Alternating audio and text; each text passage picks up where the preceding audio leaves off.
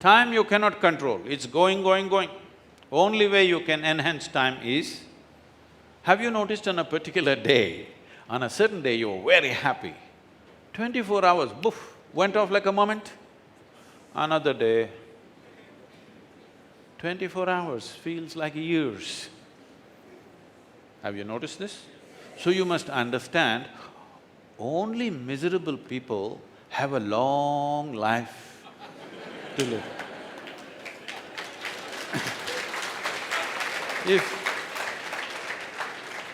If you're joyful, you'll be dead before you know what happened. Yes, even if you live to be 100, it just goes away like that, because it's like that. This happened to me almost 35 years ago. I was sitting in one place and suddenly I burst into ecstasy. Every cell in my body dripping ecstasy. Just look at my eyes and see, even today, I'm just stoned all the time. Yes, fully intoxicated, but fully conscious. Never touched a substance, but all the time intoxicated. The problem with intoxication that comes from outside is, it takes away your awareness. If you could be fully aware and fully intoxicated, would it not be great? And it would happen to me even now. If I close my eyes and I think it's 2 minutes, if I open my eyes, 8–10 hours have passed away. Because depending upon the intensity and the sweetness of your experience, time just flies. If you're miserable, it just doesn't roll. So time is constant, but the experience of time is relative from person to person, depending upon what is the level of exuberance that you are in right now. But there is energy. If you organize and enhance your energy in a certain way, what somebody can do in 10 years, if you do it in 1 year, if he lives for 100 years and you live for 100 years, actually you lived for 1,000 years. Isn't it so? This way you can enhance life. You cannot control time, anyway it will roll for all of us, but you can enhance your energy. There are scientific methodology as to how we can enhance our energy to a completely new level of function. What somebody can do in 10 years, you do it in 1 year, what somebody can do in 10 days, you do it in 1 day. Suddenly people think you're superhuman. This is not about being superhuman, this is about realizing being human is super. Right now, when people employ the word human to describe something, whenever people say, oh, I'm human, they're always referring to the limitations of being human. Nobody is saying, I'm human. In the evolutionary scheme of things, we are lying on top of all the species, isn't it? We're the topmost species on the planet. We should be saying, I'm human. No, I'm only human. People are always referring to the word human as a disability, not as a tremendous possibility.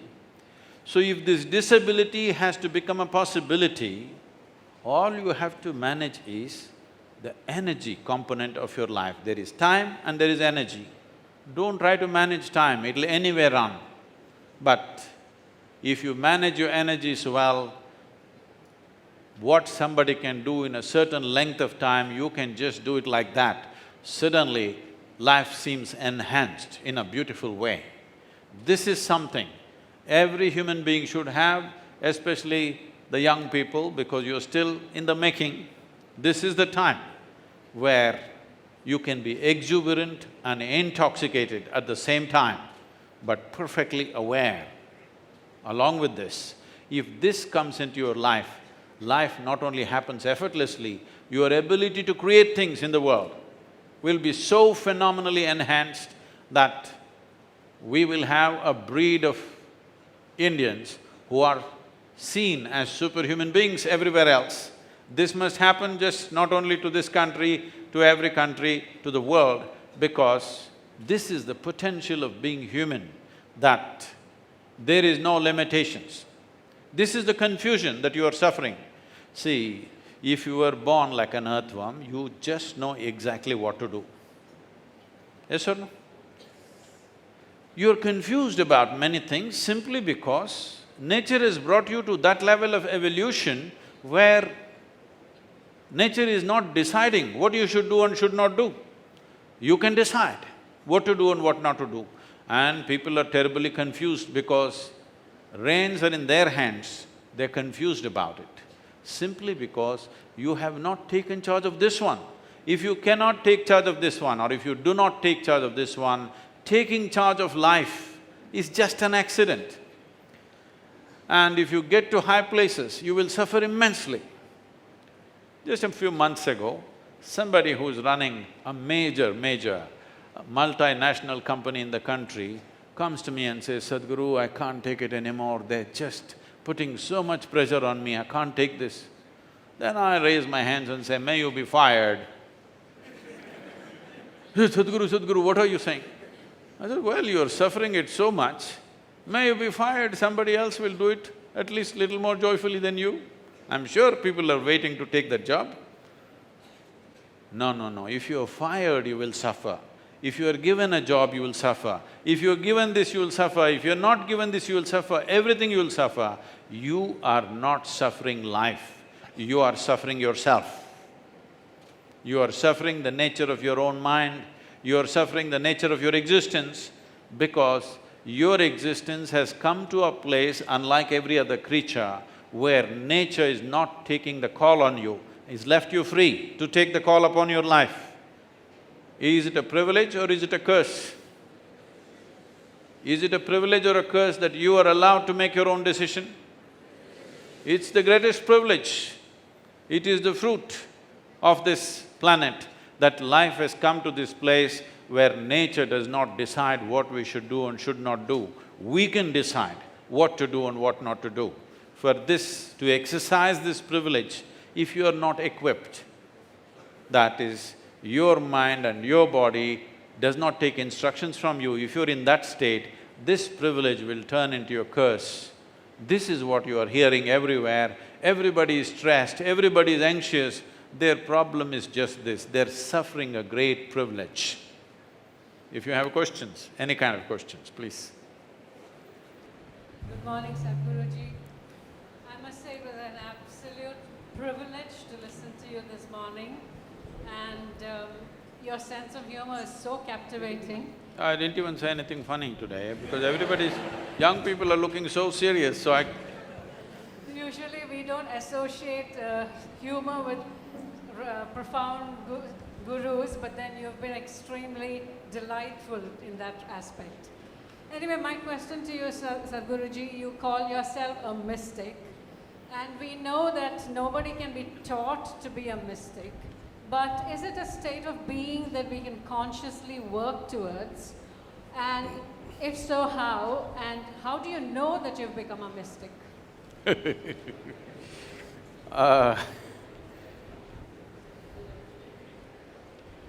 Some time ago, we were to publish a book, a compilation of my talks, and it came for title to me. I'm supposed to give it a title. So I gave a title, Of Mystics and Mistakes. Our publisher said, "Sadhguru, this is too blatant and in the face. Can you make it little softer?" I said, no, this is all there is. There are only two kinds of people, mystics and mistakes. If they if you're making a mistake in your perception, you're called normal. If you don't have any mistakes in your perception, you see everything just the way it is, unfortunately you get labeled as a mystic. So, there is no way to teach it, there is no such thing. Yes, you don't teach somebody to be a mystic, there is no such thing, but we can help you to purify your perception that you simply perceive everything just the way it is. For this, it's like this. You know, my daughter, she grew up in my car. because I was driving all over the country. She was only 3.5 months of age. So I put her in the front seat, one hand on that and my leg is always fully down. I don't know how to drive at half speed. So, I'm traveling from town to town, city to city, always staying in so many people's homes. Wherever you go, when they see a child, they want to teach something. I made a rule, nobody will teach her anything. No 1, 2, 3, no ABC. So I said, nobody teach her anything. So they left her alone. Because nobody is teaching her anything, she was all ears, drinking up everything around her. By the time she's 18 months, she is speaking 3 languages fluently. She remembers over 800 names, all adults. She thinks they're all her friends. She remembers their phone numbers, she just starts calling them. Because nobody taught her anything. When she was 12, 13 years of age, she came back from school one day and she was little upset about something that happened in the school. She came to me and said, "You're teaching everybody so many things, you're not teaching me anything." I said, "Well, I don't do anything unsolicited. Now that you come, let's see." Then I told her, "See, this is all you have to know. Never look up to anybody." She looked at me like this, "What about you?" kind of look. I said, "Not even me. Because you will miss the value of who I am if you look up to me. You must look at me just for what I am, then only you will see the value of who I am. Don't look up to anybody, don't look down on anybody. This is all. If you do not look up to anybody or anything, if you do not look down on anybody or anything, you will see everything just the way it is. If you see everything just the way it is, you will navigate your life effortlessly. So, if you see everything just the way it is, because most people have by choice blinded themselves, they start labeling you as mystic. So I call them a mistake.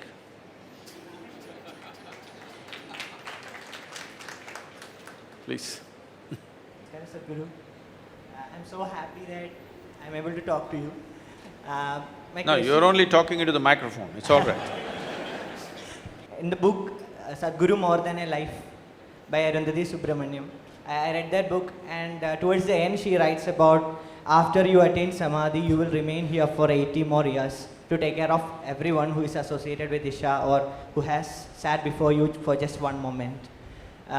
So that when we die, you will come and ask for us whether we need mukti or a better next life. So what I'm asking is, if I have sat in front of you for a moment, so why is it necessary that When do you want to go? So why is it necessary that I should do my sadhana? Because you will take care of me when I die. So why is sadhana important? Okay. Did you understand my question? Yes, sir. Yes, sir. See, when somebody says, "I will take care of you," it can mean many things. Take care of you does not necessarily mean we're going to pamper you, we will take care of you. How? As it is necessary. Yes? What is the best thing to do? You must tend to everything as it is necessary, isn't it so? If a gentle human being comes, we will say something. There are many people here, if you just look at them, they will understand why they're being looked at and they will change. There are some people, if you look at them, they'll just stare back at you. They don't understand why they're being looked at. But if you tell them gently, they will get it.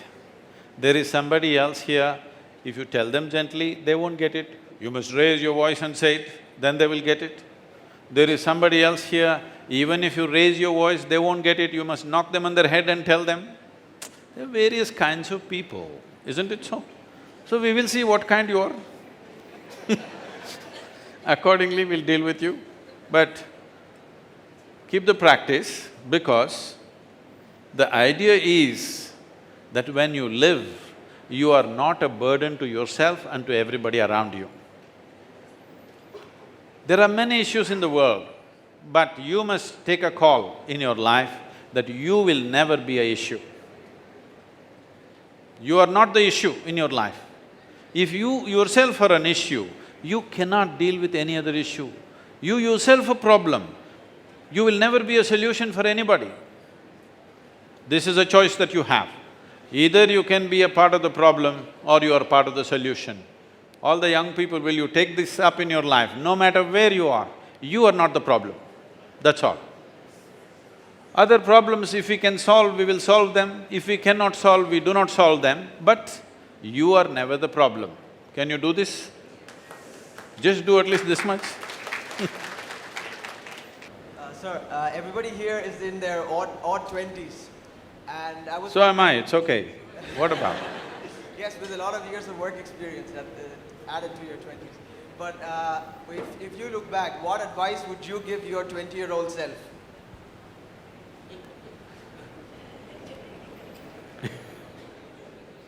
When I was 20, I was immune to all advice.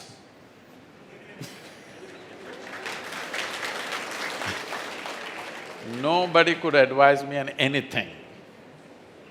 I was I was like wildlife. No training, no advice was possible with me. I'm not advising you to be like that. But don't get too domesticated, because if too much domestication happens, there will be order in the society, but there will be no life in the society. It's important that you remain life, because the intent of creation is that this is life. Now you have a mind. Because you have a mind, slowly it has so happened for a whole lot of human beings that mind has become more important than their life. I'm sorry, your phone has become more important than life. Now, all these things, this body, this mind and everything else we created is supposed to serve this life. But now it's happening the other way around. This life is serving everything else. This is not being served. Your mind should always serve the life within you. These are all accessories. As theory of evolution tells you, slowly these things came. When we grew up, there was no phone. These are all accessories of life. A phone, an automobile and many other comforts, including our mind and body, are accessories for life. Accessories are created so that life happens good. Right now, life is serving the accessories because people have lost their mind. When I say lost their mind, when you say somebody is mad, what do you think has happened? They've lost control over their mind, yes or no? Hello? You try one thing. As I told you right now, one experiment, next 5 seconds, nobody should think of a monkey.